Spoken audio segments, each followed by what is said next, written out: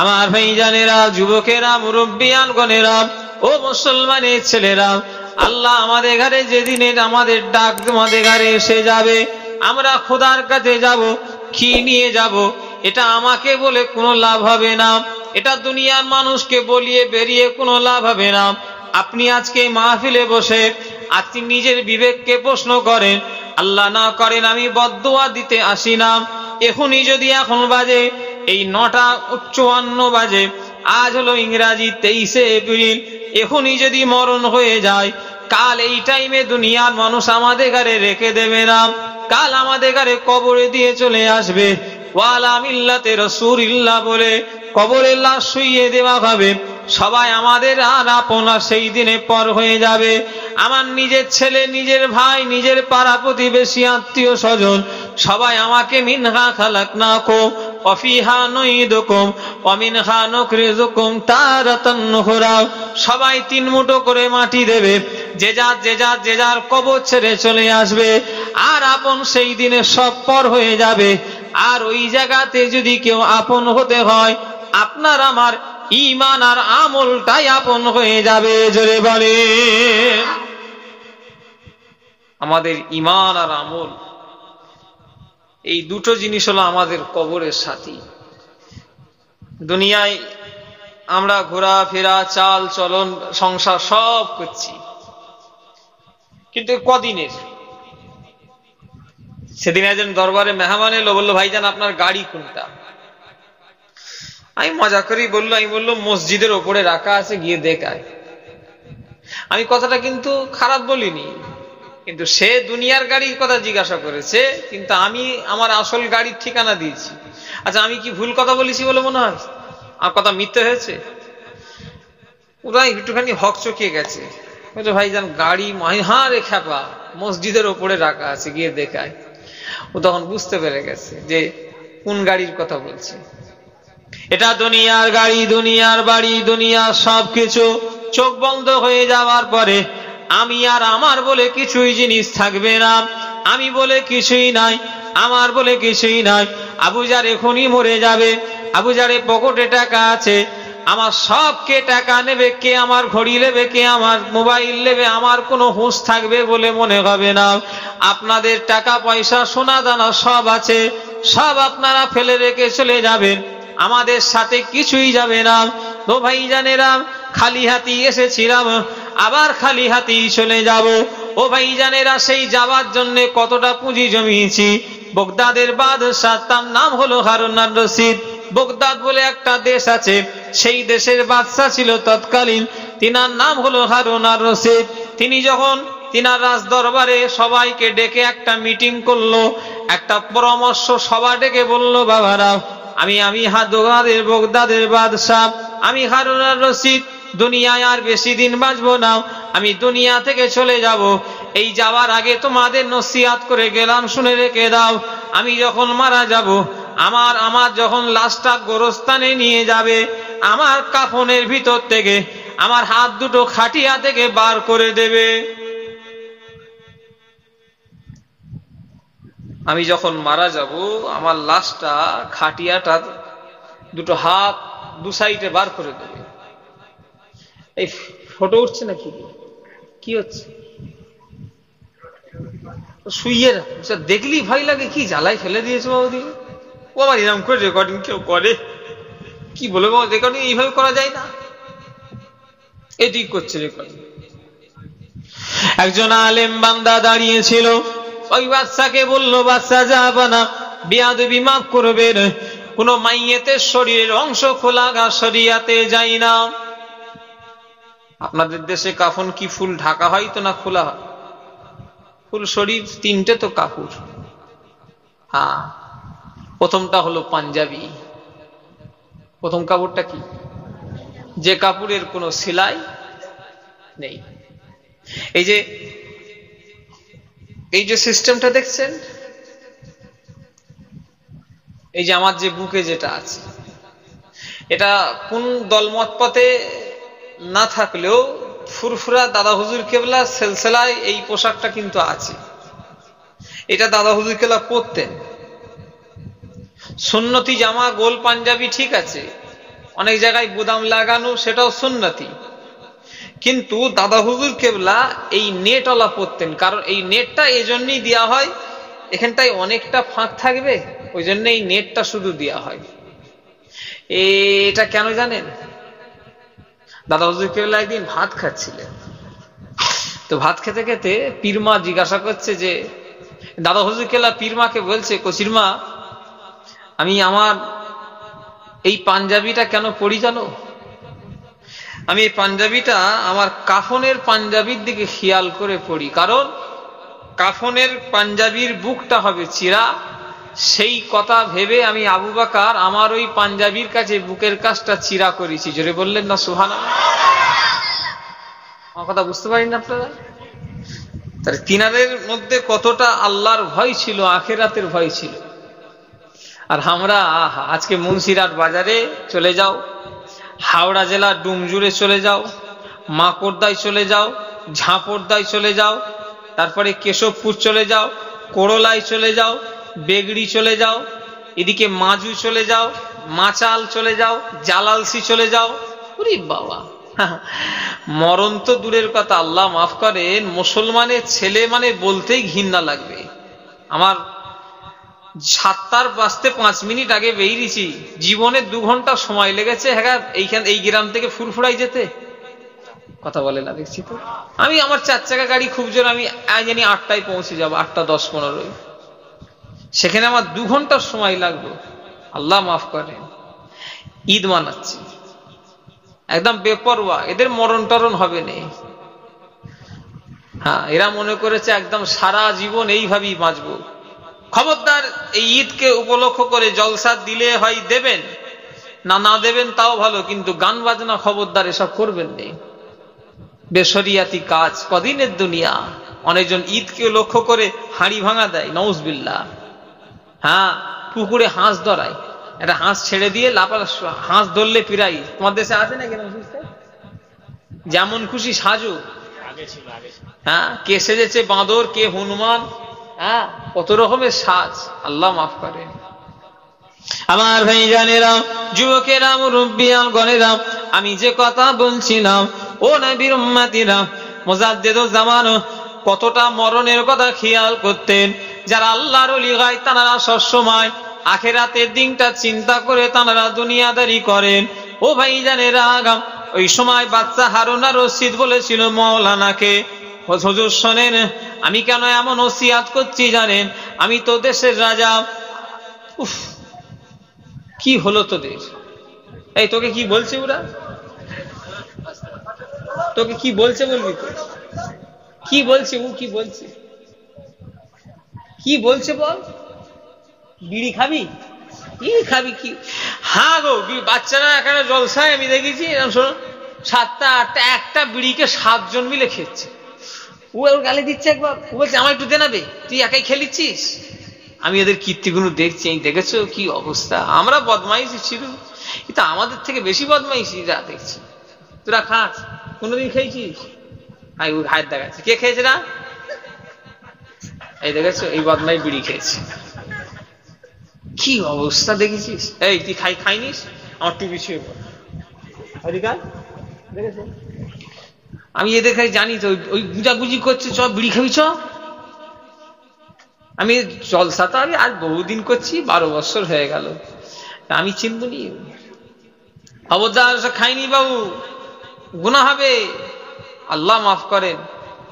বিড়ি খেলে যে কি গন্ধ। আমার পাশে এবারে তারাবির নামাজ, আমি ভেতরে কোনোদিন নামাজ পড়িনি, একদিন পড়েছিলাম, সেদিন খুব গরম, ভেতরটা এসি চলছে, বাইরেটাও এসি, কিন্তু ভেতরটার এসি বেশ ভালো চিল্ড। আমি জানি ঠান্ডায়, আর একটু ঠান্ডায় যে নামাজ পড়ি, আমার পাশে এক বিড়িখোর পড়েছে, সেই সুবহান রাব্বিয়াল আলা বলছে, আমার যেন গাল বেরিয়ে পড়ছে মনে মনে, এত গন্ধ। ওই জন্যই মখরু, আল্লাহ রসুল নিষেধ করেছে, বিড়ি খেয়ে আর পেঁয়াজ খেয়ে খবরদার মসজিদে যাবে না। কেন? পরের মুসল্লির কষ্ট হবে। আর সত্যি আমার কষ্ট হচ্ছে তো। এই আবার ওখানে কারা গো?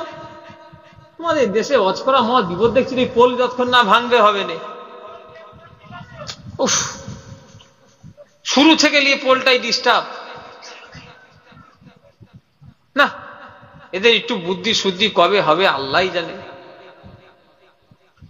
আমার ভাইয়েরা, যুবকেরা, ও নবী পাকের প্রেমিকেরা, মুসলমানের ছেলেরা, আমি যে কথা বলছিলাম ওই সময় আলেম বান্দা বলেছিল, ও বাচ্চা জাপানা, কোন মাইয়েতের শরীরের অংশ বার করা যায় না, আপনি কেন এমন ওসিয়াত আমাদের ঘরে করছেন? বগদাদের বাদশা বলেছিল, আমাকে আল্লাহ এত ধন সম্পদ টাকা পয়সা দিয়েছে, দুনিয়ার মানুষকে আমি দেখাতে চাই আমার লাশটা যখন কবরস্থানে নিয়ে যাওয়া হবে, আমি দুনিয়ার মানুষকে এটাই দেখাবার জন্য বলছি, আমার হাত দুটো যখন খাটিয়া থেকে বার করে দেওয়া হবে, দুনিয়ার মানুষ এটা দেখবে যে দেখো দেখো দেশের রাজা বাদশা কত টাকার মালিক, কত সোনা দানার মালিক, খালি হাতি এসেছি, আবার আমি খালি হাতি ফিরে চলে যাচ্ছি। জোরে বলেন। আমি আর আমার বলে কিছুই নেই। একজন এলাকায় ধনী আছে, আল্লাহ মাফ করে, দুটো পয়সা করে না, ওরে বাবা, গরিবকে কুকুর মনে করে। আমার কাছে এখনই নম্বর আছে। এই রোজার মাসে একটা মেহমান ফোন করলো হঠাৎ করে, হুজুর আমার ক্যান্সার, আমি চেন্নাই আছি, 220 বিঘে জমির মালিক। কত বিঘে বললো? হ্যাঁ, একটা এমপি থেকেও পয়সাওয়ালা আসামি, যাদের 220 বিঘে জমি আছে, সে কি গরিব মানুষ বলে মনে হচ্ছে নাকি? কোটি কোটি টাকার মালিক। আমি জানি ওর বাড়ি, আমি জলসা করি, আমার আসামে আমার গাড়ি এখান থেকে প্লেনে করে যাই কি ট্রেনে যাই, ওর গাড়ি পয়সা নেবে না। আর কোনো কমিটি যদি আনি মাথা গরম করে ফেলবে। ওর নিয়ম হলো, হুজুর আপনি আসামে যখন আসবেন আমার জলসা প্রথম করতে হবে, আর আমার গাড়ি নিয়ে আপনাকে আমি নিয়ে আসবো, ওখান থেকে প্রায় 80-90 কিলোমিটার, জলসা তো ভেতরে, আর আমি আপনাকে দিয়ে আসবো। হাজি সাহেব 220 বিঘে জমির মালিকের ঘরের ছেলে আমায় ফোন করেছে যে হুজুর দোয়া করেন, আমি চেন্নাই আছি, আমার সেই টনসিল ক্যান্সার হয়েছে, আমি আল্লাহ মাফ করেন, আমি দোয়া চাইলাম। তা আমি, লোকটা কোটি কোটি টাকার মালিক, ঈদও ঘরে করতে পারলনি, এখনো চেন্নাই আছে। আমাকে চাঁদ রাত্রে, বাবারে, আমাকে চাঁদ রাত্রির আগের দিনে 28 রোজাই না 29 রোজাই ফোন করলো, প্রায় ফোন করে রোজার মাসে, হুজুর দোয়া করবেন, অবস্থা ভালো নয়, এই শরীর খারাপ, দোয়া করে। তা আমি এটাই বোঝাতে চাইছি যে টাকা তোমার কত টাকা হয়েছে বলো? আচ্ছা বলেন, আমাদের একটা টাকা আমাদের সাথে যাবে? কথা বলে না, দেখছি তো। হ্যাঁ, একজন লোক রোজার মাসে দান করে আর বলে, আর ভাল লাগে না, কত দান করবি, দিয়ে দিয়ে দিয়ে দিয়ে আর পারিনি, এরম বলে না, বলে না? হ্যাঁ, দিয়েছে হয়তো অল্প, আর যা বিরক্ত যা দেখাচ্ছে জানো বিরাট কিছু দিয়েছে। আল্লাহ মাফ করে। আমার ভাইজানেরা, যুবকেরা, মুরব্বিয়ান গণেরা, মুসলমানের ছেলেরা, আমি আর আমার বলে কিছুই নাই, সব হলো আমাদের পর, আমার বলে কিছুই নেই, সব আমাদের ছেড়ে চলে যেতে হবে। এই আমাদের থাকবে ঈমান আর আমল। আমল কোন গুণ? 5 ওয়াক্ত নামাজ যদি পড়ে যায় ওটাই আমাদের সাথী হয়ে যাবে। 1 মাস রোজা যদি রেখে যায় ওটাই আমাদের সাথী হয়ে যাবে। কি নিয়ামত আমাদের কাছ থেকে চলে গেল। আমরা অনেক মুসলমান হয়তো রোজা চলে যাওয়ার পরে ভাবছি হয়তো রোজাটা যদি আরো কিছুদিন থাকতো ভালো হতো।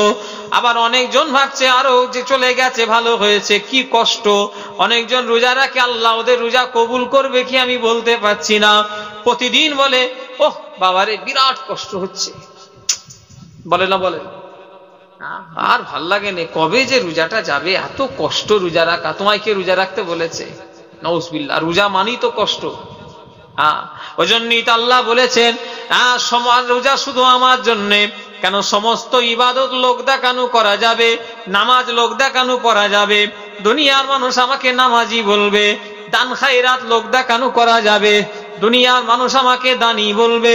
কিন্তু রোজা এমন একটা ইবাদত যেটা লোক দেখানো করা যাবে না, যেটা শুধু রাখতে গেলে কষ্ট করতে হবে। আর আল্লাহ ওই জন্যই বলেছে রোজা শুধু আমারই জন্যে। জোরে বলেন। অনেকজন এই রোজার মাসে আল্লাহ মাফ করেন সিনেমা দেখে দেখে আর গান বাজনা শুনে শুনে টাইম পাস করেছে না করেনি বলেন? একটা মোবাইল দেখে দেখে সময় পাস। 1 ওয়াক্ত নামাজ পড়েনি, অথচ রোজা রেখেছে। এরকম লোক আছে না? না, কারা কারা আছে একটু হাত তোলো তো দেখি। হয়তো মাথা হ্যাট করে নিয়েছে। কি হবে? তারাবির নামাজ পড়েনি অথচ রোজা রেখেছে। অনেকজন আবার বলে হুজুর তারাবি না পড়লে কি রোজা হবে না? 100 বার হবে, কিন্তু সেই রোজার ফজিলত পাবে না। কেন? তারাবি হলো রোজার খোরাক। জোরে বলেন না সুবহানাল্লাহ। হ্যাঁ, অনেকজন বলে 20 রাকাত তারাবি, উরি বাবা। প্রথম দিনে মসজিদে দেখবেন একদম কি সুন্দর 5 কাতার মুসল্লি, ওটা 3 দিন পর থেকেই ওটা 4 কাতার হয়ে যাবে, 4.5 কাতার হবে, ওটা আরো 1 সপ্তাহ যেতে না যেতে ওটা 3 কাতারে চলে আসবে। এরকম হয় না? হয়নি? হ্যাঁ, আল্লাহ মাফ করে। এই কে গো আবার? এই কারা গো? মেয়ে ছেলে আবার চিল্লাচ্ছে কেন? আজ খুঁজে পাইনি। মেয়েদের গলার আওয়াজ, রাসূলুল্লাহ বলছে এটাও হলো পর্দা। এখনকার মেয়েরা আল্লাহ মাফ করে, ছেলেদের চেয়ে 1 কাঠি বাড়া। এই বন্ধন ঢুকে নাই, মেয়েদের গলার তেজ বেড়ে গেছে। এই স্যারের সঙ্গে ঝগড়া করে করে আমাদের আর ভয় খেচ্ছে নেই। তোমাদের এলাকায় তবে ঢোকে নেই, হাবালে ভালো এলাকা, ওই সব আশপাশে ঢুকেছে। এদিকে বন্ধন ঢোকে আল্লাহ। হ্যাঁ, আপনাদের এলাকায় ঢুকেছে, সর্বনাশ করেছে ঘরে ঘরে। তাহলে ওয়াজ করবনি বাবু, কোথায় আমার উপরে সব লোক রেগে যাবে। হ্যাঁ, আমাকে তো বলেছে, গ্রামের নাম বলি, পুরাস কানপুর নাম শুনেছেন? ঘোড়াদল নাম শুনেছেন? পুরাস কানপুর কলেজ নেই যেখানে, হাওড়া জেলার বাবু, সেই মুন্সিরহাট থেকে যেতে হবে, পুরাস কানপুর বলে একটা জায়গা আছে। আমি সেই গ্রামে জলসায় গিয়েছিলাম, আর এই পণের বিরুদ্ধে ওয়াজ করছি, এই সুদের বিরুদ্ধে ওয়াজ করছি। সুদ দেওয়া হারাম, লেওয়া হারাম, সেই ক্ষেত্রে আর এই বন্ধনের লোনের কথা তুলেছি।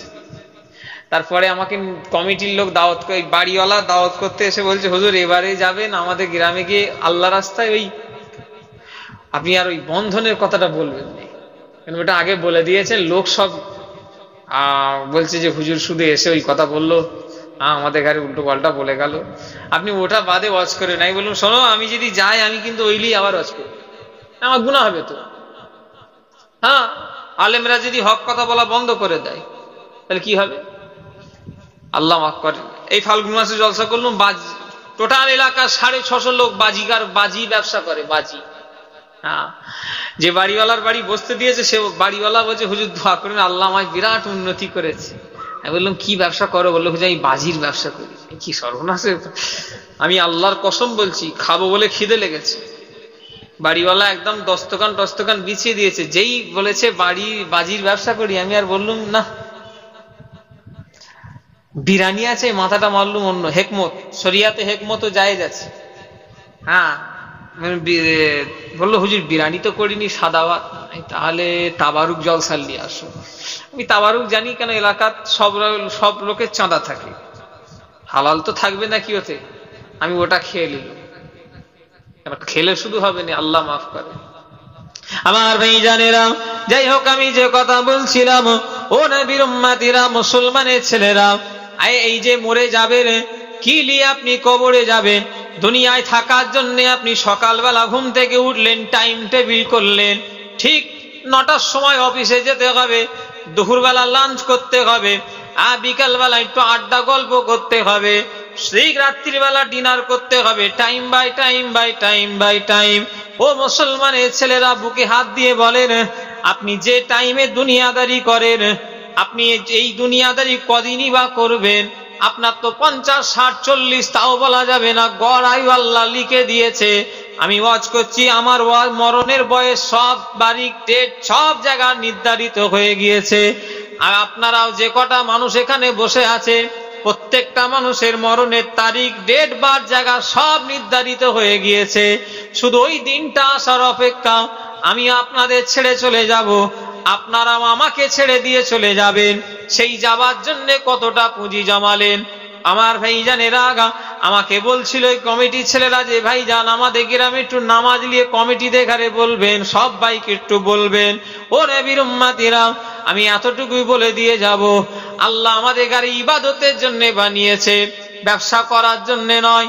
আমার এই কানে হাত দিয়ে আজকে দক্ষিণ হাবাল গ্রামে কালকে আমার জলসা আছে আমতা গাজীপুর, তারপর দিন 24 পরগনা, এরকম করে প্রতিদিন এই বাবারা বলে লোককে ভালো ভালো কথা শুনিয়ে পয়সা কামাবার জন্য আল্লাহ আমাকে পাঠাই না। আল্লাহ আমাদের ঘরে একটা উদ্দেশ্যই পাঠিয়েছে, তিনার ইবাদত করা। কথা ঠিক না ভুল বলেন? এটা চলার জন্য করতে হবে। কেন? ছেলে ফুলে আল্লাহ দিয়েছে, সংসার ধর্ম আছে, প্রয়োজন অনুযায়ী কি করতে হবে? কাজকর্ম ইনকাম করতে হবে। কিন্তু এটাই আমাদের এই জন্য আল্লাহ পাঠায়নি। কিন্তু আমরা এটাতে এত মেতে গেছি, আখেরাতটাই ভুলে গেছি। কথা ঠিক না ভুল? ওরে বাবা, যদি জিজ্ঞাসা করি রোজা রাখুনি কেন, আমার রাজমিস্ত্রি কাজ করছিল ঘরে, আমি বললাম মিস্ত্রি তোমাদের ঘরে আমি আর চা বিস্কুট দিতে পারবো না, প্রত্যেকদিন আমি চা বিস্কুট দিই। আমি বললাম আর আমি দিতে পারবো নি। বললো হুজুর কেন? আমি বললাম তোমরা রোজার মাসে খাবে, আমি দিলে আমার 1% গুনাহ আমার ঘাড়ে চাপবে। কি কথা ঠিক বলেছি না ভুল বলেছি? চুরি করা আর চুরিকে যদি কেউ সাহায্য করে, দুটো গুনাহ কি এক? মিস্ত্রি বলল আচ্ছা হুজুর ঠিক আছে। আমি অনেক জায়গায় দেখেছি, যাই রাগ করবেন না, আমি যদি জিজ্ঞাসা করি হ্যাঁ রোজা রাখুনি কেন, ভাইজান অনেক কাজ তো, কাজের চাপ, আমি রোজা রাখতে পারিনি। নাউজুবিল্লাহ। ক টাকা ইনকাম করো? নাউজুবিল্লাহ, অহংকারের নিয়েতে বলিনি। আমার 1 মাস ইনকাম মানে বুঝতে পারছেন? কথা বলেন না দেখছি তো, দুনিয়াবি হিসাব বলছি। আমার আল্লাহ জানে আমার একটা টাকা আমার কাজে বাঁচাতে পারবে না। খোদার কসম বলছি, আবুজার লাখ লাখ টাকার মালিক হলো, একটা ফুসকুড়ি ভালো করার ক্ষমতা আমার নেই। কেন? এক ফুসকুড়ি থেকে আল্লাহ দুনিয়া ছাড়িয়ে আমায় দেখতে দিতে পারে। কথা ঠিক না বেঠিক? হ্যাঁ, কত টাকা আছে আমার আপনার যে আমাকে বাঁচাবে? আমি আমার কথা বলি, যদি রোজার মাসে আমি 1 মাস জলসা লিনি, মানে 1 মাস মানে কত টাকা লস, বুঝতে পারছেন? কথা বলে না দেখছি তো। দুনিয়াবি হিসাব করতে গেলে সে মানে অনেক লাখ লাখ টাকা ছেড়ে দেন। কিন্তু আমি দেখছি আমার 1 মাস জলসা যদি করি, আমার রোজা রাখার অসুবিধা হবে, তারাবির নামাজের অসুবিধা হবে। আমার দরকার নেই, আমি 1 মাস ঘরে থাকবো, খোদার কাছে চাইবো, খোদা এর পরের মাস আমার ডবল দেবে। কি কথা ঠিক না বেঠিক? কিন্তু আমাকে আল্লাহ যে জন্য পাঠিয়েছে সে কাজটা করতে হবে। তো 11 মাস আপনি কাজ করেন না, কোনো অসুবিধা নেই। 1 মাস যদি আপনি কাজ যদি নাই করেন, এতে কি আপনি কি ভিখারি হয়ে যাবেন? আল্লাহ মাফ করে। আমার ভাইজানেরা, যুবকেরা, মুরব্বিয়ান গণেরা, কত টাকার মালিক কে কাউকে কত টাকার মালিক সব শেষ হয়ে গিয়েছে। সাদ্দাত জান্নাত তৈরি করলো, কত টাকার মালিক, সেই সাদ্দাতের অস্তিত্ব পৃথিবীতে নাই। ফেরাউন কত টাকার মালিক, আজ তার অট্টালিকা মানুষ দেখতে যায়। ও ভাইজানেরা, সেই ফেরাউনকে আল্লাহ ধ্বংস করে দিল। কারুন বলে একজন ছিল, যার এত ধন সম্পত্তি ছিল, 70টা উট তার চাবি বয়ে নিয়ে যেত। কি বয়ে নিয়ে যেত? ধন সম্পদ, টাকা পয়সা নয়, ওই আলমারির চাবিটা বইতে কটা উট লাগতো? 70টা উটের পিঠে বস্তা থাকতো, ওই বস্তাতে 2 সাইডে, 1 সাইডে নয়, ওই বস্তায় তার চাবি খোলা যেত শুধু। আচ্ছা, যদি চাবি অত হয় তাহলে মাল কত আছে? সেই কারণকে আল্লাহ শেষ করে দিয়েছে। ও আমার ভাইজানেরা, আমাদের এই জিনিস খেয়াল করে চলতে হবে। দুনিয়াদারি করেন, তবে দুনিয়াদারির ভিতরে দিনদারি লুকিয়ে আছে। আর দুনিয়া ও মাজরাতুল আখিরা, দুনিয়া হলো আখিরাতের খেতিবাড়ি। যেমন এখানে চাষ করবেন, আল্লাহ পাক আপনাকে সেখানে ফসল মিলিয়ে দেবে। জোরে বলেন, আরো জোরে বলেন। ছোট হুজুর কেবলার পয়সা কম ছিল নি? দাদা হুজুর কেবলার পয়সা কম ছিল নি? আল্লাহর ওলিদের পয়সা কম ছিল নি? বাদশা আওরঙ্গজেব নাম শুনেছে? কথা বলে না দেখছি তো, ইতিহাস খুলে দেখেন। বাদশা আওরঙ্গজেব টুপি সেলাই করে খেতেন। এই যে হাতে বোনার এই টুপি দেখছেন, এই টুপি সেলাই করে হুজুর সংসার চালাতেন। অত বড় বাদশা। হুজুরের কাছে একদিন ওনার উস্তাদ গেছেন ওনার মেয়ের বিয়ের জন্য। আচ্ছা বলেন, একটা ধনী মানুষের বাড়ি একটা ভিখারি দান চাইতে যাবে, আর একটা গরিবের বাড়ি যাবে, কার বাড়িতে আশা বেশি করবে? ধনী। এটা বাদশা, ধনীর থেকেও আরো ধনী। বাদশা মানে এলাকার সব থেকে ধনী। তো ওনার মেয়ের বিয়ের জন্য ওনার উস্তাদ গেছেন। যে বাবা আওরঙ্গজেব আমায় কিছু, আমার মেয়ের বিয়ে কিছু আমাকে দেবে। তো হুজুর খুব সীমিত পয়সা দান করলেন। তো টাকাটা দেখে নাই, মনটা খারাপ, কিন্তু কিছু বলেনি, চলে এসেছে। তখন আল্লাহর ওলি আওরঙ্গজেব হুজুর বলছেন ওনার উস্তাদকে যে হুজুর আমি আমার যতটুকু ইনকামের টাকা থেকে আপনাকে দিয়েছি, আপনি এটা খুশি মনে নেন। আর আপনি যে আমার কাছে এসেছেন অনেক পাবেন বলে আমি দিতে পারবো না, কারণ ওটা জনগণের আমানত।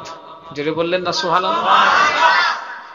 আমার এই যে টাকাটা দিয়েছি এটা আমার নিজস্ব ইনকাম, আমার টুপি সেলাই করে খাওয়া। হ্যাঁ, পয়সা শুধু থাকলে হয়নি, আল্লাহর ভয় ভিতরে থাকতে হবে। ছোট হুজুর কেবলাকে আমার বাচ্চা ছাড়া সেই জামানায় বলেছিল এসি কিনে দেবে, এসি। ছোট হুজুর কেবলা শুধু বললেন বাবা জুলফিকারের এসি দুনিয়ার লাগবে না, আল্লাহ এসি সেখানে দিয়ে দেবে। জোরে বললেন না সুবহানাল্লাহ। আমার ভাইজানেরা, যুবকেরা, মুরব্বিয়ানগণেরা, কবর আরামের জায়গা না কষ্টের জায়গা?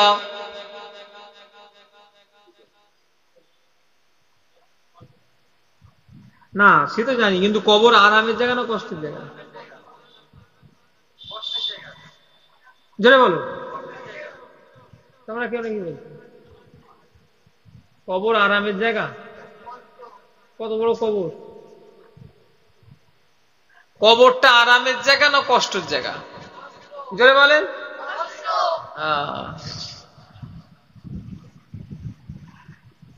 তুমি কি বলছো আরামের জায়গা? কি আরাম আছে? কোন তো একটা জানালাও থাকবে না।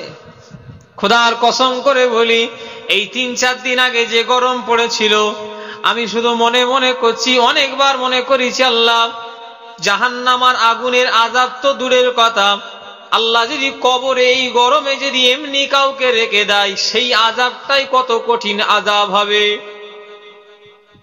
আমি মনে মনে করছি আল্লাহ যদি কবরে কিছু করবে না, মার ধর ফেরেশতাকে দিয়ে জাহান্নামার আগুন টাগুন কিচ্ছু দেবে না, শুধু যে দুনিয়ার গরমটা ওইভাবে কবরে যেভাবে ওইভাবে শোয়ানো আছে ওই গরমটা ওখানে থাকবে, ব্যাস।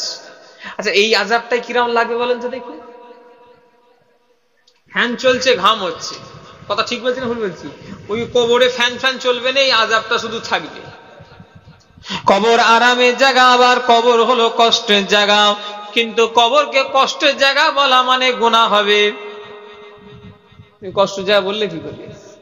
তোমার তাহলে ধারণা আল্লাহ বান্দাকে নিয়ে গিয়ে কষ্ট দেবে? যারা কষ্টের জায়গা বলবে এটাই তো দাঁড়াবে উত্তর কি, যে আল্লাহ তার বান্দাকে নিয়ে গিয়ে কষ্ট দেবে। কবরের থেকে সুখের জায়গা কিছুই নাই, কাজ করে যেতে হবে। ও আমার ভাইজানেরা, কাজ যদি করে যেতে পারি ইনশাআল্লাহ কবরে আল্লাহ আমাদের সুখ শান্তি দেবে। কবর এমন শান্তি দেবে, কবর আল্লাহ এত সুখ শান্তি দেবে। কবর ইমানদারদের কবর, ওটা কবর থাকবে না। ইমানদাররা যেদিনে কবরে চলে যাবে, যত দূর পর্যন্ত তাদের চোখ যাবে ডান দিক বাঁ দিক সামনে পিছনে, আল্লাহ পাক তত বড় কবরকে করে দেবে। জোরে বলেন। কিন্তু এই যে কবর করার জন্য কি করতে হবে? বিড়ি খেতে হবে বেশি বেশি করে, তবেই এই কবর হবে। জোরে বলেন সুবহানাল্লাহ।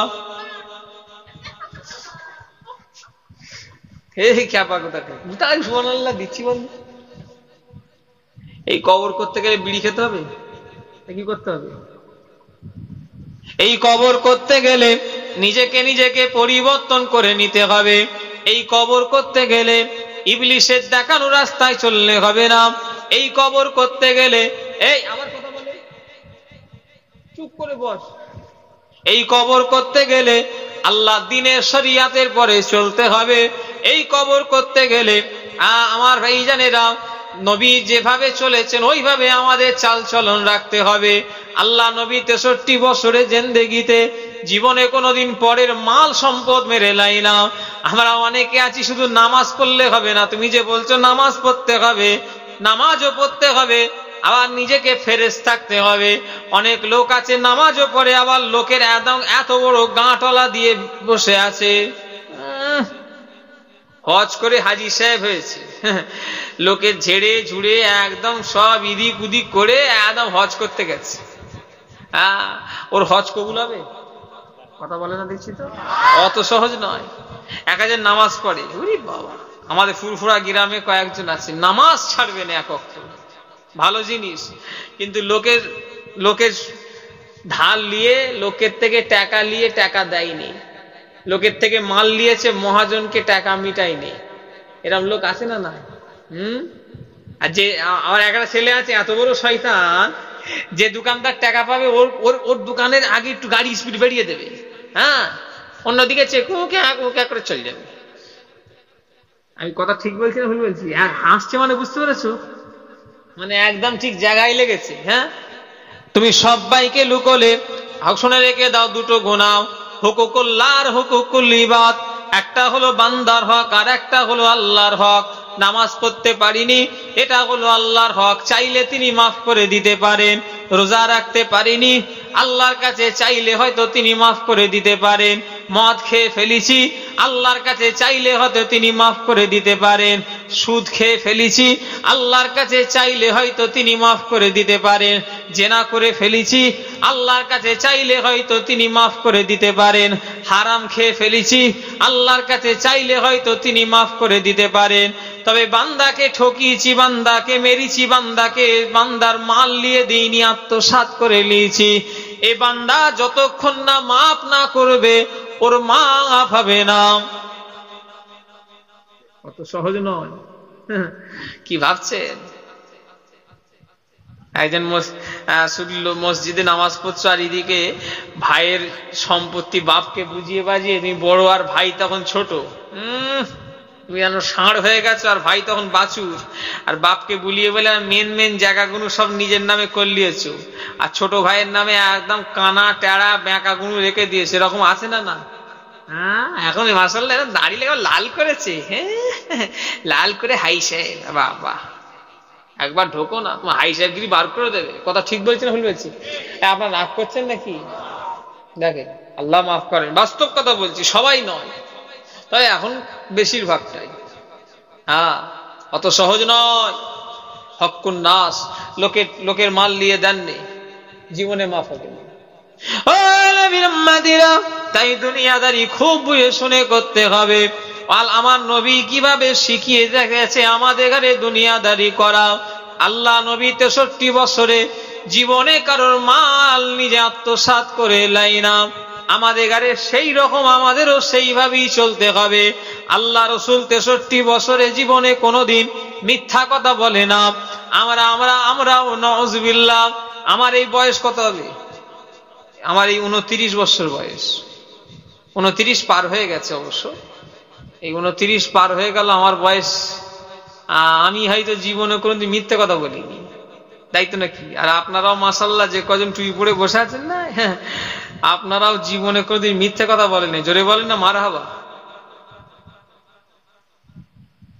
এখানে এমন একটা লোক আছে, হাত তুলে বলেন তো জীবনে মিথ্যে কথা বলিনি? কথা বলেন না দেখি। আরে বলিনি তো দূরের কথা, আমরা মিথ্যেটাকে জায়েজ মনে করি, আল্লাহ মাফ করে। অথচ রাসূলুল্লাহ জীবনে কোনোদিন মিথ্যা কথা জীবনে বলে না। আমি কাবিরা গুনাহ লিস্ট করছিলাম, কি কি করলে কাবিরা গুনাহ হয়। মদ খেলে কাবিরা গুনাহ, জিনা করলে কাবিরা গুনাহ, সুদ খেলে কাবিরা গুনাহ, তার মধ্যে নামাজ কাজা করলেও কাবিরা গুনাহ, রোজা কাজা করলেও কাবিরা গুনাহ, তার ভিতরে লেখা আছে মিথ্যা কথা বলাটা হলো কাবিরা গুনাহ। কাবিরা মানে ছোট না বড়? নামাজ কাজা করা বড় গুনাহ, মদ খাওয়া বড় গুনাহ, জিনা করা বড় গুনাহ, তার ভিতরে ঢুকানো আছে মিথ্যা কথা বলাটাও হলো বলেন বড় গুনাহ। আমরা এই ফোন বেরিয়ে কি মিথ্যে কথা বলেছি? ফোন মহাজন টাকা পাবে, কি এখানে কি কারবার হয় বেশি ভাই? তোমার দেশে কি কাজ? সব রকম ভাবে, তবু একটা জরির কাজটা বেশি। উস্তাগারে ফোন করেছে, কাজ দিবার আছে। বললো উস্তাগা আমার নানি মরে গেছে। একটা নানিকে 40 বার মেরেছে। নানি মরেও চিন্তা করছে আল্লাহ ই আমাকে কতবার মারবে। এই কথা ভুল বলছি না কি বলতে? আমি মিথ্যা বলছি?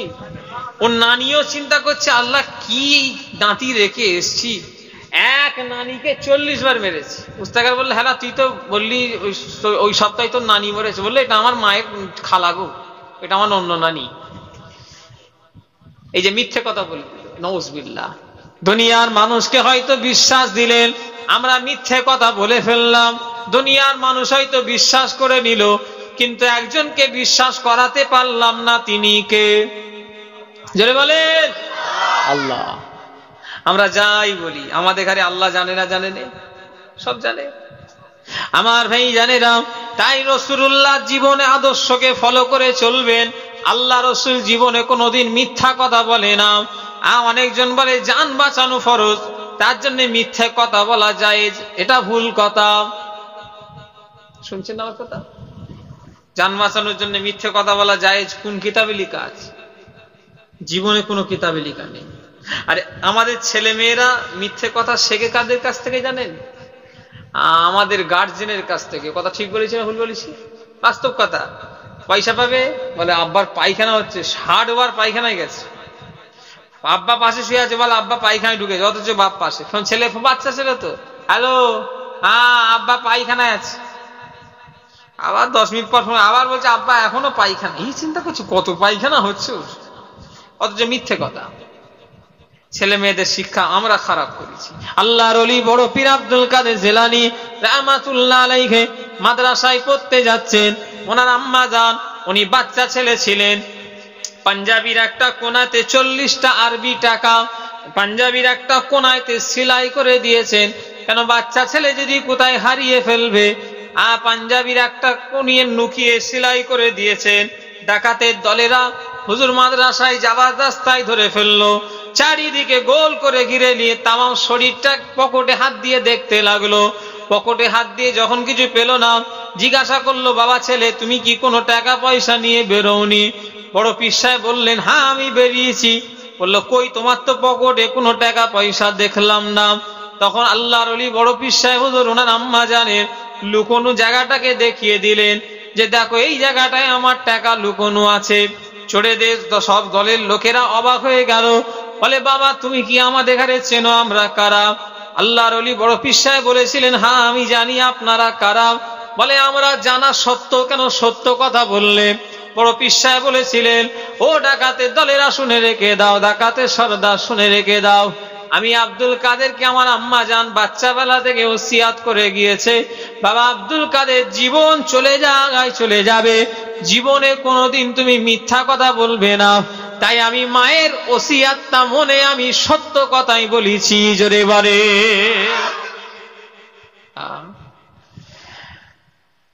গাছ যদি ভালো হয় ফল ভালো হবে, আর গাছ ভালো ফল খারাপ হয়েছে নয় হয়েছে, তবে সেটা খুব কম। গাছ ভালো হলে ফল ভালো হবে। আমরা ছেলে মেয়েদের ঘরে আমরা শিক্ষা দিই। কথা বুঝলেন? আমার দুটো বাচ্চা, আমার নিজের কথা বলি, আমার দুটো ছেলে। আমার বড় ছেলেটার এরম সে এখন নামাজ পড়ে, ওইটুখানি ছেলে বাচ্চাবেলা থেকে নামাজ পড়ে। আবার ছোটটার এই বয়স আমার নিজের বলছি, আমার এই বাচ্চাটার এই এখনো 3 মাস ঠিক পড়েনি, ছোট বাচ্চাটার। তো আমার মা আজ 3-4 দিন ধরে ওর পিছনে নাই, মানে আল্লাহ আল্লাহ আল্লাহ আল্লাহ লেগেই আছে। ওইটুখানি ছেলে এখন মানে আল্লাহ সম্পূর্ণ না হলেও মানুষ বলার চেষ্টা করছে, 3 মাস মতো বয়স। গার্জেন ঠিক হলেই তার বাচ্চাও ঠিক হবে। কি কথা ঠিক না ভুল বলে? আমার ভাই জানেরা, যুবকেরা, অসুবিধা হচ্ছে ছেড়ে দেবো? হ্যাঁ ভাইজান না আসা পর্যন্ত ছাড়া।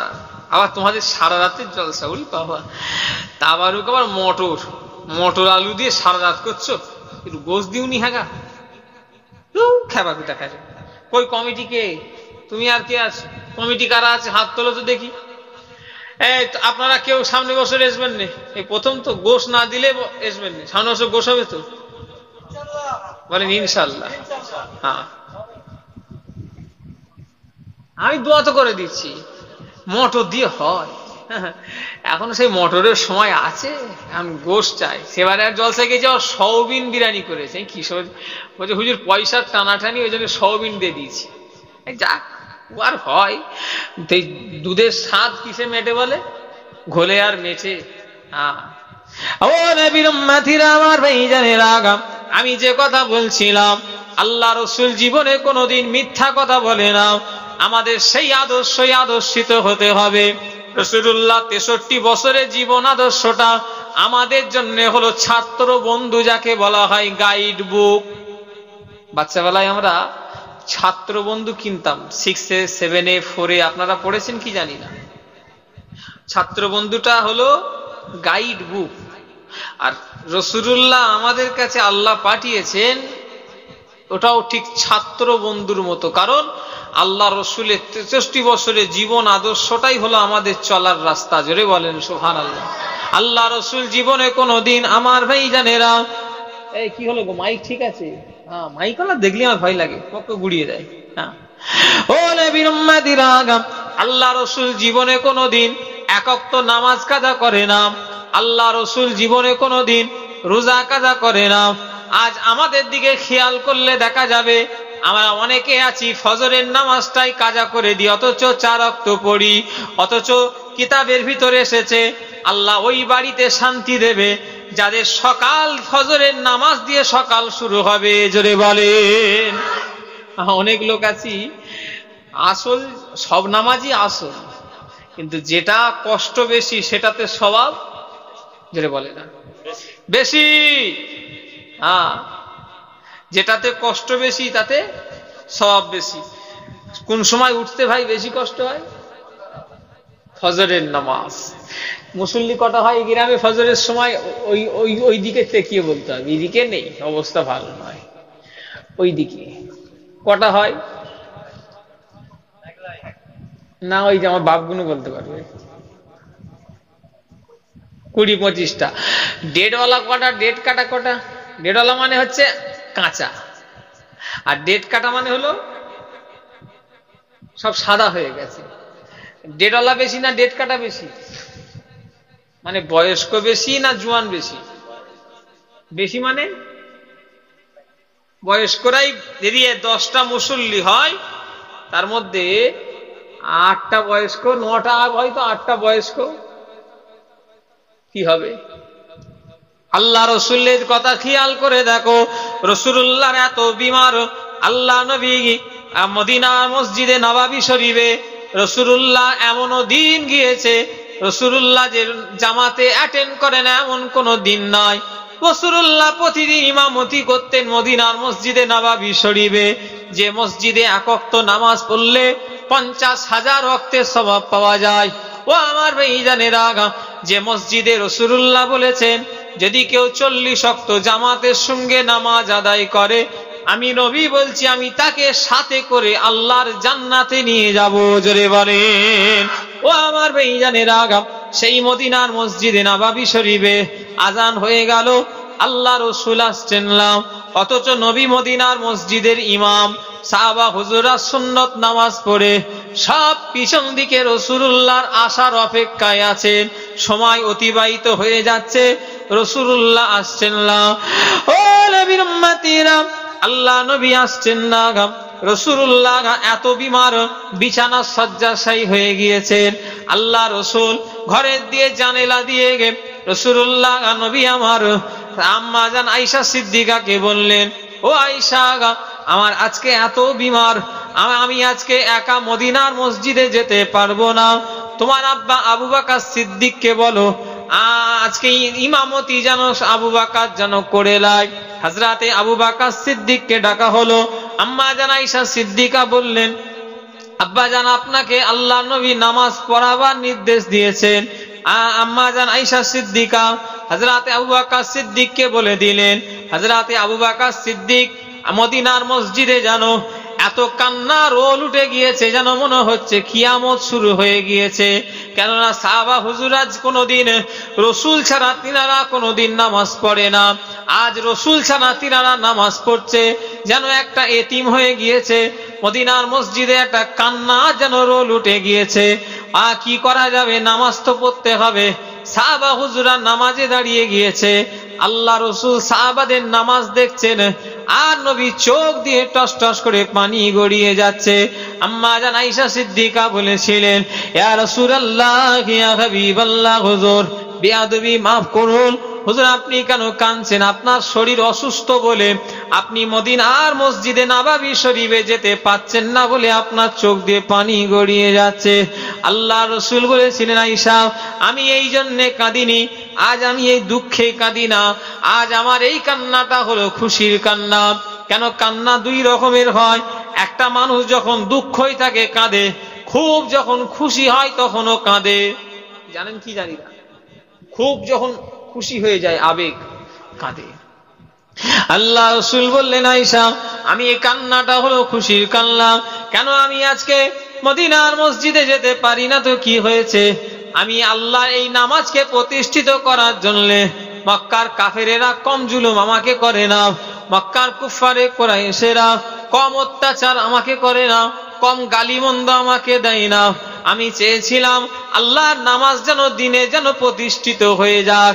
আজ আমি মদিনার মসজিদে যেতে পারি না, কিন্তু আমি না যাওয়াতেও আল্লাহর নামাজ প্রতিষ্ঠিত হয়ে গিয়েছে। আরো জোরে হবে না? রসুলের কতটা আবেগ, আল্লাহ রসুল নামাজের প্রতি কতটা ভালোবাসা। আমাদের অবস্থা দেখেন, আমরা মুখে বলছি নবীর উম্মত, অথচ নবীর আদর্শ নেই। সমাজে নবী দিবস করার মানুষের অভাব নাই। আজ হাওড়া জেলা থেকে কজন গেল নবী দিবসের দাওয়াত করতে? পাঁচলা থেকে গেল, বিভিন্ন জায়গা থেকে সব দাওয়াত, 24 পরগনা থেকে তিনজন এলো দাওয়াত করতে। হাওড়া জেলা থেকে 2 জন গেল দাওয়াত করতে, দু জায়গার লোক। 24 পরগনায় প্রায় 3 জায়গার লোক হয়তো এসছে, 2-3 জায়গার লোক দাওয়াত করতে এসছে। এই মেদিনীপুরে একজন এলো, 24 পরগনা 2 জন এলো, হাওড়া জেলা থেকে 2 জন গেল। নবী দিবস করার লোক প্রতিদিনই মানুষ ফোন করে, দাওয়াতের লেগে দরবারে যায়। এটাই বুঝাতে চাইছি যে নবী দিবস করার লোকের অভাব নেই, কিন্তু নবীর আদর্শ মানার লোকের খুব অভাব। কি কথা ঠিক না ভুল? জোরে বলেন, জোরে বলেন। নবী দিবস করার লোকের অভাব নেই, কিন্তু নবীর আদর্শ মানার লোকের খুবই অভাব। মুখে বলি আমরা নবীর উম্মত, নবীকে ভালোবাসি, কিন্তু নবী যা যা করেছেন আমাদের মধ্যে কিছু খুঁজে পাওয়া যাবে না। আল্লাহ রসুলের জিন্দেগি ফলো করে চলেন, রসুল্লাহ জীবন আদর্শ যদি না ফলো করে চলতে পারেন, জীবন আপনার বেকার। কোন জীবন, ওই জীবনে কোনো দাম নাই। আল্লাহ রসুল যেভাবে খেয়েছেন ওইভাবে আমাদের খেতে হবে। আল্লাহ নবী যেভাবে দুনিয়াদারি করেছেন ওইভাবে আমাদের করতে হবে। আল্লাহ রসুলের সুন্নাত অনুযায়ী আমাদের জীবন যাপন করতে হবে। কেন মান আহাব্বা সুন্নাতি ফাকাদ আহাব্বানি ওয়া মান আহাব্বানি কানা মাই ফিল জান্নাত। আল্লাহ রসুল বলেছেন যে আমার সুন্নাতকে ভালোবাসলো, আমি নবী আমাকে যেন সে ভালোবাসলো, আর আমাকে যে ভালোবাসলো কানা মাই ফিল জান্নাত, আল্লাহ পাক তার ঠিকানা দয়ার জান্নাতে করে দেবে। জোরে বলেন। নবীর আদর্শ অনুযায়ী চলে। কদিনের দুনিয়া, খুব সাবধান।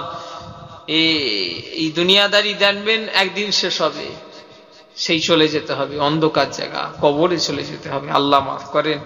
আবার কবরে যদি শান্তি হয়, সে লাইটই কি আজকে দক্ষিণ হাওয়ালের লোকেরা কি লাইটিং করেছে, কি বাতি ফাতি দিয়েছে। আল্লাহ কবরকে জান্নাতের আলো দিয়ে সাজিয়ে দেবে। জোরে বলেন সুবহানাল্লাহ। তবে কষ্ট করতে হবে। কেলিমুল্লাহ হুজুর একদিন আমায় বললেন, বাবা দুনিয়ায় যদি কষ্ট করে থাকো, দুনিয়ায় হয়তো যদি কষ্ট করো, আল্লাহ আখিরাতে যদি একবার সুখ দেয়, আর সেই সুখ আল্লাহ জীবনে কেড়ে নেবে না। জোরে বললেন না সুবহানাল্লাহ। দুনিয়ায় আল্লাহ বুঝারকে আপনাকে যতই শান্তি দিক, কিন্তু আল্লাহ এই শান্তি একদিন আমাদের থেকে কেড়ে নেবে। আর আখিরাতে যদি আল্লাহ শান্তি দেয়, সেই শান্তি আল্লাহ আমাদের চিরস্থায়ী করে দেবে। জোরে বলেন সুবহানাল্লাহ। তাই আমার ভাইদের, আমার মুরব্বীদের, আমি এলেম কালাম আমার সেরকম নেই, জ্ঞান দিবার মতো বসেন সেরকম আমার জ্ঞান নেই, তবে দাওয়াত করেছেন সেই অনুযায়ী বলা। আচ্ছা যা যা বললাম, এই তোরা খুব ডিস্টার্ব করছি বাবু, তো চুপ করে বসো। আমার ভালোর জন্য বলিস না, আপনাদের ভালোর জন্য। জোরে বলে। ব্যাস, জান্নাতে কারা কারা যেতে চান হাত তোলেন তো দেখি। আরে বাবা, রসগোল্লা দেখেছেন? রসগোল্লা, পুটিরামের রসগোল্লা। কলকাতায় দোকান আছে একটা, কি দোকানের নাম কি? পুটিরাম। মোবাইলে দেখছিলাম, মোবাইলে দেখাচ্ছে পুটিরামের রসগোল্লা, বিখ্যাত রসগোল্লা। ওই একটা থালায় রাখা হবে আর একটা থালায় আগুনের আংড়া রাখা হবে, কোনটা খাবে? হাবালের লোক আগুনের দিকে হাত বাড়াবে না, আর রসগোল্লা ছেড়ে ফেলবে একদম, একদম ধরে ডালে পুড়ে দেবে।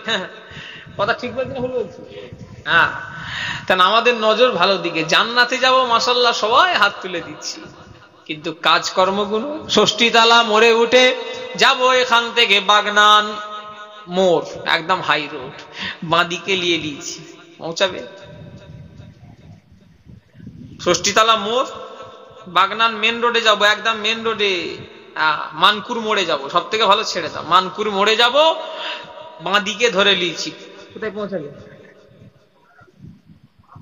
সোজা গিয়ে দেখবে যা, এই তো সেই নারী চলে এলুম, সেই কি বলে তোমার কড়িয়া, খড়িয়া, খড়িয়া না কি বলে না, খড়িয়া, হ্যাঁ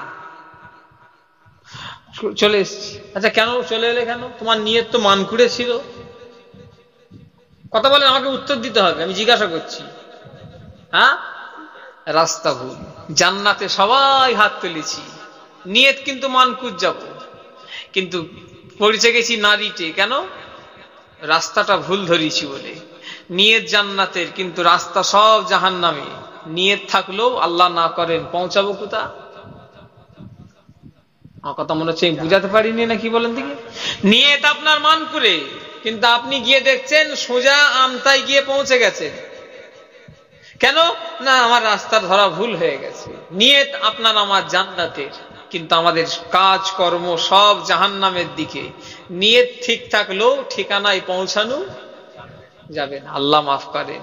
এই হাত তুললে হবে না, নিজের আমল নিজে নিজে গুছিয়ে নেন। দাদা হুজুর কেবলা সিলসিলা না বললে হবে না। আমার পরে যে ভাইজান আসছেন, সওবান সিদ্দিকী ভাই, কালকে একসাথে প্রায় রাত 3টে পর্যন্ত আলোচনা হয়েছে, কয়েকজন ভাই ছিলাম।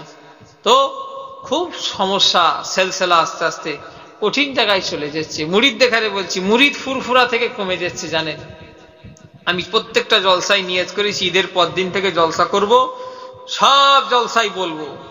কেন? আমার পীরের সিলসিলা বাঁচাতে হবে। ঘর মে আঁখ লাগ গিয়া ঘর কে চিরাগ সে, ঘরে আগুন লেগেছে ঘরেরই আলো থেকে। কথা আমার বুঝতে পারলেন না? হ্যাঁ, বংশের কুপুত যে ছেলে হয়, খারাপ ছেলে, বাড়ির খারাপ ছেলে বংশের কাঁটা হয়ে দাঁড়ায়। জানেন, কথা বুঝলেন না আমার কথা? বাড়ির যে খারাপ ছেলে হয়, ছেলেটা কিসের কাঁটা হয়ে দাঁড়ায় বললাম? বংশের কাঁটা হয়ে দাঁড়ায়।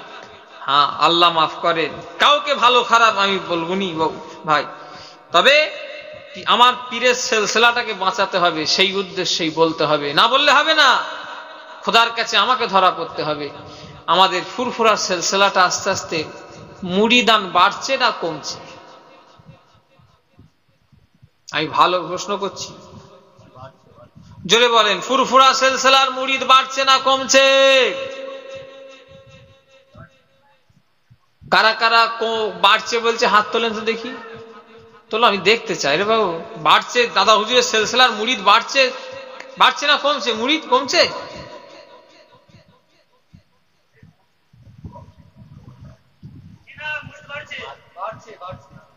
না রে দেখবে, কারা কারা বলছে বাড়ছে একটু হাত তোলেন তো দেখি। আমি তকবিরটা দিয়ে দিল, দিয়ে দেখালে ফুলিয়ে দিল। আমরা ওয়াজ করে করে এমন হয়ে গেছি না, এই তকবিরটা দিল মনে করছে হুজুর বিরাট খুশি, আর একটু হাত পাত বেশি করে তুলে দিই।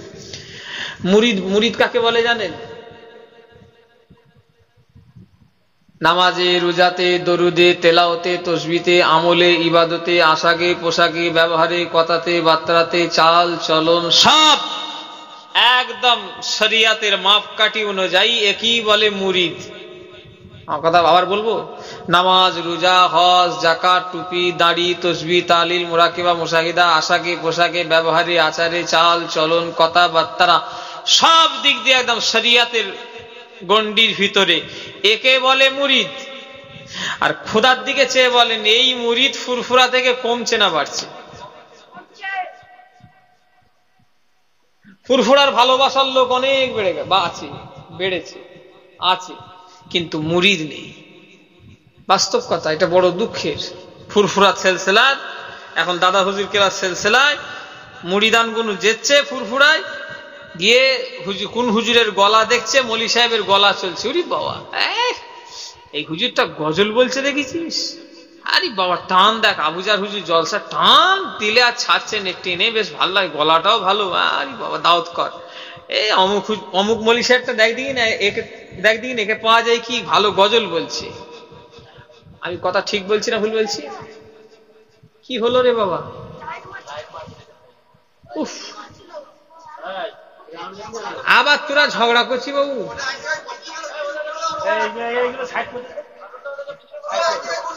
আরে এই তুই কি চুল কেটে, তো মাথাটা খোলে, টুপিটা খোল দেখি, কি চুল কেটেছি? এটা মোরগ ছাট রে বাবা, কি চুল কেটেছে দেখেছো? ঈদের ফ্যাশন এটা, আমার ফ্যাশন দেখে আই দেয়, আমার ফ্যাশন দেয়। পয়লা রোজাই কেটেছি, আবার 28 রোজাই কাটলো, আবার 1 মাস হবে আবার গিয়ে এই ছাঁট দেবো যদি আল্লাহ বেঁচিয়ে রাখে। দোকানদার বলে হুজুর আপনার মতো খদ্দের থাকলে আমার ব্যবসায় মাথায় উঠে যাবে। কেন বলে, ওই আপনি একবার সরা বসিয়ে এসে কাটবেন, আবার সে 1-1.5 মাস পরে ঢুকবে। এটা সুন্নত। চারিদিকে ছোট ছোট করে চুল কাটা হলো আল্লাহ রসুলের সুন্নাত। জোরে বলেন সুবহানাল্লাহ। আমার মাথায় হাওয়াও লাগবে আর সুন্নতও আদায় হবে, আর প্রত্যেকটা সুন্নতের পিছনে উপকার আছে। ভাই দেশের যারা মিলিটারি, যারা সিআরপিএফ বলেন, মিলিটারি বলেন, তাদের দেখবেন বিশেষ করে এই জায়গাটা একদম চুলোদের বড় বড় রাখা যায় না। কারণ কি জানেন? সায়েন্স ডাক্তারি অনুযায়ী চুল বড় রাখলে ভেতরে হাওয়া প্রবেশ করে না, এতে ব্রেনের ক্ষতি হয়। আর ডাক্তারেরও ডাক্তার 1500 বছর আগে আমার রসুল আমাদের শিখিয়ে দিয়ে চলে গেছে। জোরে বললেন না? যা কিছু আপনি পাবেন সব ইসলাম। এই যে মুসলমানি দেওয়া হয়, হয় না? হয়নি? হ্যাঁ, মুসলমানি দেওয়া হয়, এটাও উপকার। এখনকার হিন্দুরাও মুসলমানি দিচ্ছে, জৈনরাও মুসলমানি দিচ্ছে, খ্রিস্টানরাও মুসলমানি দিচ্ছে, বৌদ্ধ ধর্মের মানুষ মুসলমানি দিচ্ছে, সমস্ত ধর্মের লোকেরা বাচ্চা হলে মুসলমানি দিয়ে দিচ্ছে। কারণ কি জানেন? একটা পুরুষঙ্গে ক্যান্সার ধরা পড়লো বেশ কয়েক বছর আগে, অনেক রোগটা ছেয়ে গেল। ডাক্তাররা গোল টেবিল করে রিসার্চ করলে এই রোগটা কোথা থেকে আসছে। ডাক্তাররা রিসার্চ করে পেল যে এই রোগটা হলো এই যে একটা পেশাব করে পানি লিয়া হয় না, আর চামড়াটা বাড়তি থাকে, আর এটা ভেতরে ময়লা জন্মায়, এ থেকে একটা ইনফেকশন হয়, ইনফেকশন থেকে ক্যান্সার হয়ে যায়। আল্লাহ মাফ করেন। আর এই 1500 ভাইজান আসছে, নারে তাকবীর, নারে তাকবীর। জনাব ভাইজান হুজুর কিবলা আওলাদে মুজাদ্দিদুজ জামান, নারে তাকবীর। খুশির সংবাদ, আমার বড় ভাইজান চলে এসেছেন, এখনই আসবেন। দরুদ শরীফ আল্লাহুম্মা সাল্লি আলা। ভালো আছেন তো? সেই দেখা আর এই দেখা,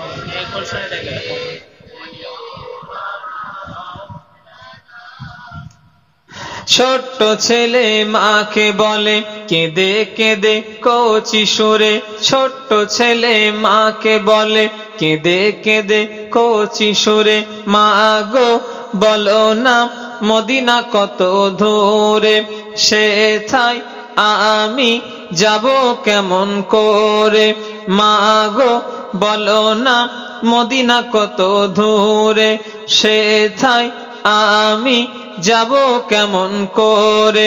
শুনেছি শুনেছি সেটাই নাকি দয়ার নবী আছে রে, ছোট্ট ছেলে মাকে বলে কেঁদে কেঁদে কচি সুরে, ছোট্ট ছেলে মাকে বলে কেঁদে কেঁদে কচি সুরে। আল্লাহুম্মা সাল্লি আলা সাইয়্যিদিনা মাওলানা মুহাম্মাদ।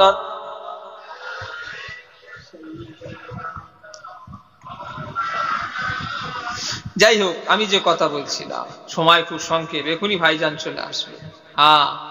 দাদা হুজুর কেবলা সিলসিলা মুরিদ আস্তে আস্তে কমে যাচ্ছে, ভালোবাসার লোক বেড়ে যাচ্ছে। আপনারা মুরিদ হতে চান না ভালোবাসার লোক হতে চান? বলে ব্যাস, মুরিদ হতে গেলে কাজ করতে হবে। হ্যাঁ, ফুরফুরা কোন দুনিয়াদারি জায়গা নয়, ফুরফুরা আল্লাহ আল্লাহ রসুলকে পাওয়ার জায়গা। ফুরফুরার মুরিদ বসিরহাটের আল্লামা রুহুল আমিন, ফুরফুরার মুরিদ দক্ষিণ হাওয়ালের মানুষ, ফুরফুরার মুরিদ সুফি আব্দুল মোমেন, ফুরফুরার মুরিদ আবুজার, ফুরফুরার মুরিদ মেদিনীপুরে আব্দুল মাহবুদ রহমাতুল্লাহ আলাইহি, ফুরফুরার মুরিদ আপনি, ফুরফুরার মুরিদ হ্যাঁ বড় বড় আল্লাহর ওলি হয়ে গেছে, ফুরফুরার মুরিদ আপনারা। আচ্ছা বলেন, ওনাদের আর আমাদের তফাৎ আছে না নাই? ওনারা বিশাল বড় বিজনেসম্যান ছিল, আমরা ছোটখাটো বিজনেস, টাকা পয়সার মালিক, এটাই তফাৎ, তাই তো নাকি? হ্যাঁ, ওনারা এত লম্বা 8 ফুট লম্বা, আমরা কোথায় 5 ফুট লম্বা, এটাই তফাৎ। হ্যাঁ, ওনারা এত করে 2 থালি 4 থালি করে ভাত খায়, আমরা অল্প করে খাই, এটাই তফাৎ না। একটা জায়গায় ওনারা আল্লাহকে খুশি করেছেন, আমরা ইবলিশকে খুশি করছি, এটাই কথা। ঠিক না ভুল? জোরে বলে। আমার কথা রাগ করলেন বললাম বলে? হ্যাঁ, খবরদার এই সিলসিলা দাদা হুজুর কেবলার কে ভালো কে খারাপ আমি বলতে যাবনি, তবে দাদা হুজুর কেবলার মতপথ যার মধ্যে পাবেন, আবুজার হোক, যে ভাই সাহেব, যে পীরজাদা হোক, যার কাছে পাবেন তার সঙ্গে আপনার সম্পর্ক রাখবেন। কারণ এ সিলসিলার দায়িত্ব দাদা হুজুর কেবলা আমাদের ঘরে দিয়ে যায়নি। জানেন, সাইফুদ্দিন হুজুর ইন্তেকাল হতে কেলিমুল্লাহ হুজুর একটা জানাজায় কেউ গিয়েছিলেন কি জানি না? সাইফুদ্দিন হুজুর জানাজায় কেউ গিয়েছিলেন? আর সাইফুদ্দিন হুজুর, এই আমার ফটো তুলছো তুমি, এতক্ষণ ধরে কি ওয়াজ শুনছো? ডিলিট করো, আমি ওয়াজ করবো নি, তুমি এতক্ষণ না ডিলিট করো। তো তুলতে যাচ্ছিলে, ভিডিও করছিলে, ডিলিট করে দাও, গুনাহ হবে, আমাকে দাবি দিয়ে রইল। হ্যাঁ, তুলতে যাচ্ছিল তো মোবাইল এরকম করে কি করছে?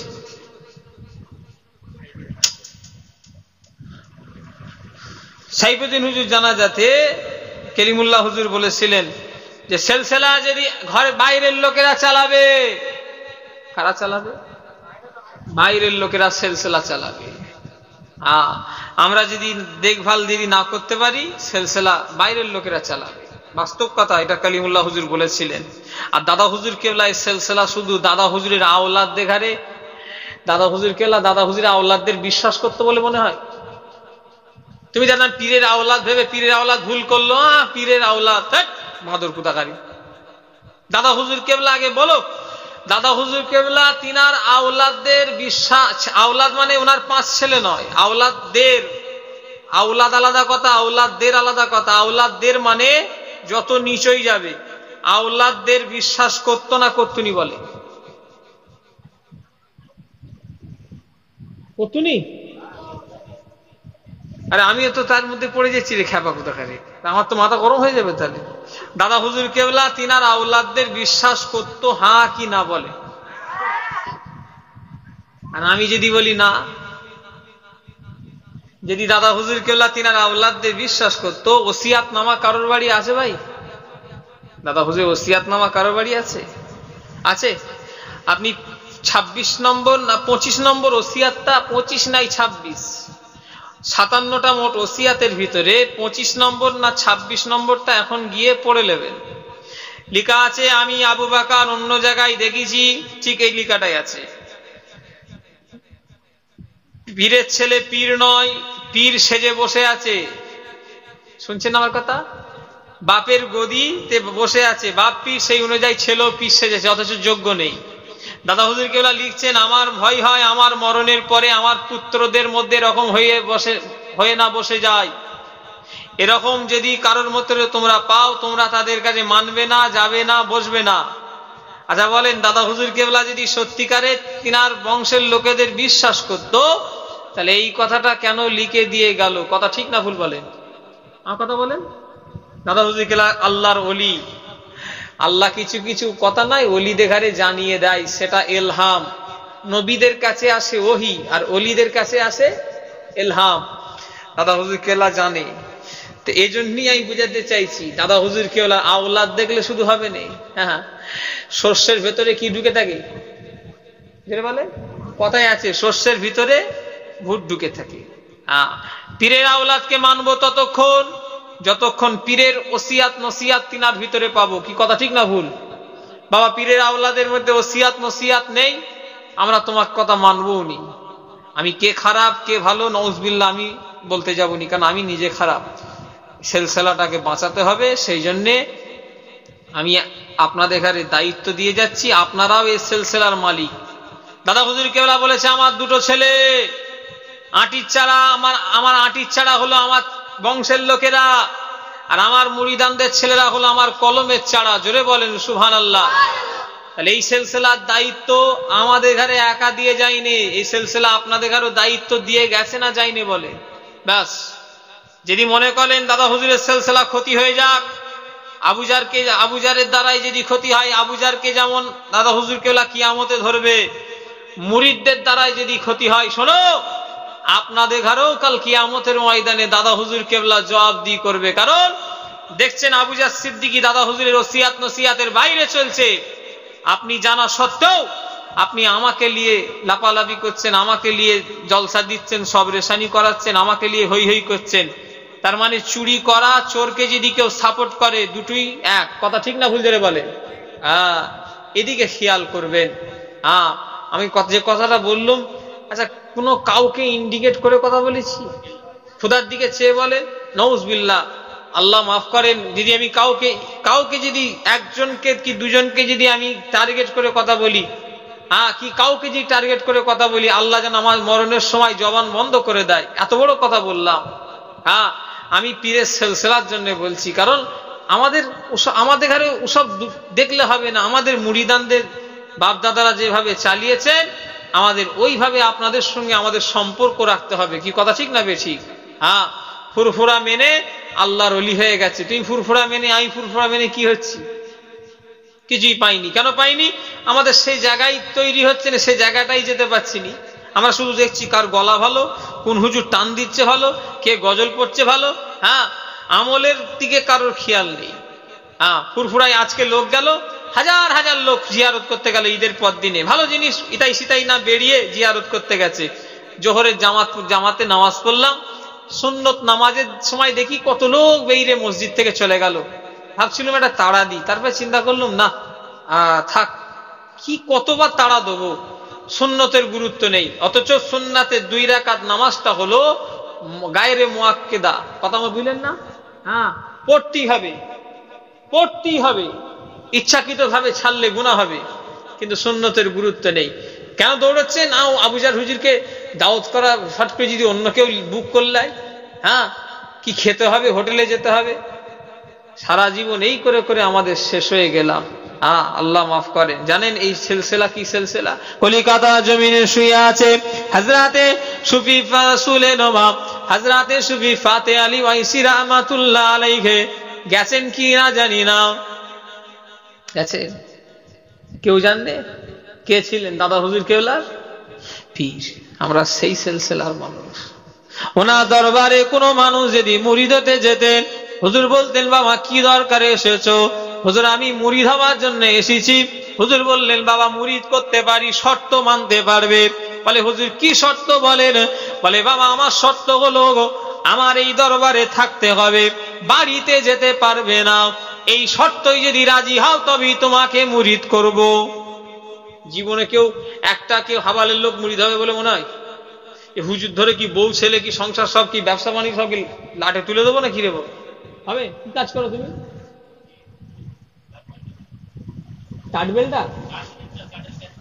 কাঠের কাজ করো। আমার কাছে থাকবে 6 মাস 1 বছর থাকবে, পয়সা না, খাওয়া দেবো, থাকবে। মুরিদ ওয়ালাইকুম আসসালাম দিয়ে দেবো, দৌড়বে হুজুর দেখে, যেমন হাজাম দেখে বাচ্চা ছেলেরা দৌড়বে, এরা আমাকে দেখে দৌড়বে। আল্লাহর ওলি সুফি ফাতে আলী ওয়াইসি রাহমাতুল্লাহ আলাইহি হুজুরকে যখন একজন মুরিদ জিজ্ঞাসা করলো, হুজুর বেয়াদবি মাফ করবেন, অন্য পীরেরা মুরিদ করে সবক দিয়ে ছেড়ে দেয়, আপনি কেন আপনার দরবারে রেখে দেন? আল্লাহর ওলি রাসূলে নবী হযরতে সুফি ফাতে আলী ওয়াইসি বলেছিলেন বাবা আমার দরবার, আমার যে হাতে হাত দেবে আমি কেন আমার দরবারে রেখে দিই জানো? আমার যে হাতে হাত দেবে আমি তাকে বাড়িতে যেতে দিই না। কেন জানো? আমার ওই মুরিদানের সঙ্গে যতক্ষণ না আল্লাহ রসুলের দিদার করাতে পারবো, আমি তাকে বাড়িতে যেতে দেবো না। আমার মুরিদানের সঙ্গে আমি রাসূলুল্লাহ দিদার করি, তবে তাকে বাড়িতে যেতে দেবো। যদি বলে সেই সিলসিলা। মাজা সোনাকে যদি কেউ ঘষাঘষি করে রং সব চোটে পালাবে, তাই তো নাকি? বলেন বলেন। সোনাকে যদি কেউ ঘষাঘষি করে আরো জেল্লা বাড়বে। আমরা সেই সোনা, আমাদের একটা মরিচা পড়ে গেছে, আমাদের সিলসিলার সিস্টেমটা আস্তে আস্তে চেঞ্জ হয়ে যাচ্ছে, তরিকার সবক নেই, এই জন্যই এই দুর্দশা। ওই হুল্লা শুধু নেট খুললে আরে বাবা মরিচ সর্বনাশ, ডিস ড্যাশ এই করছে, কি হবে? হ্যাঁ, ভালো জিনিস দিলে তো হয়, এমন এমন জিনিস দিচ্ছে, আমার পীরের লোক ফুরফুরার হুজুর দেখারে মামাসি তুলে গাল দিচ্ছে। এই কথা ঠিক বলছি না ভুল বলছি গো? হ্যাঁ, আল্লাহ মাফ করেন। কি হচ্ছে বহুদিন, আস্তে আস্তে কোন জায়গায় চলে যাচ্ছি আমরা দেখি, আর মাঝে মাঝে বুকার মতো বসতায়, কি করব? শুধু দোয়া আছে, আল্লাহ এদের হিদায়ত করো। হ্যাঁ, আল্লাহ মাফ করেন। সেই সিলসিলা আমরা সোনার জিনিস দুধে ধোয়া সিলসিলা। জানেন, হিন্দু থেকে মুসলমান হয়েছিলেন, নাম হলো প্রতাপ চন্দ্র সেন, পরবর্তীকালে জিনার নাম হলো সুফি আব্দুল মোমেন। নাম শুনেছেন? এই আপনাদের অসুবিধা হচ্ছে, বেড়ে যাচ্ছে তো, 11টায় নামার কথা, কিন্তু 11টা পার হয়ে গেছে। আমি একটু লেটে অবশ্য উঠেছি, কেন এসে একটু লেটে উঠা হয়েছে, কেন একটু খাওয়া দাওয়া করতে, নামাজ পড়তে। হ্যাঁ হ্যাঁ, বেড়ে গেছে। আপনাদের অসুবিধা হচ্ছে, সেটা তো বলে সারা রাতের বক্তা মাশাআল্লাহ। আমার পরে ভাইজানের পরে আবার জমজম না কি বললো মৌলভী, জমজম সে আবার কোথাকারে হুজুর, আরব থেকে ধরে এনেছে নাকি? আমাকে বললো হুজুর জমজম হুজুর আছে। ও হাই দেখ, মুন্সিয়ার ধসা জমজম হুজুর, ওই বাবা, আমাকে যদি জমজম হুজুর আছে, আমি মক্কা শরীফ ধরে এনেছেন নাকি? সে বুঝবে কি করে, আরবিতে ওয়াজ করবে তো। ভাইজান এসছে, না রে তাকবীর, না রে তাকবীর।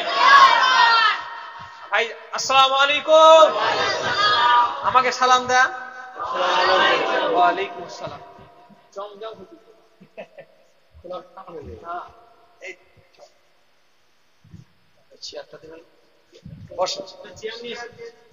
ওইটা দেন না, চেয়ারটা এখানে দাও।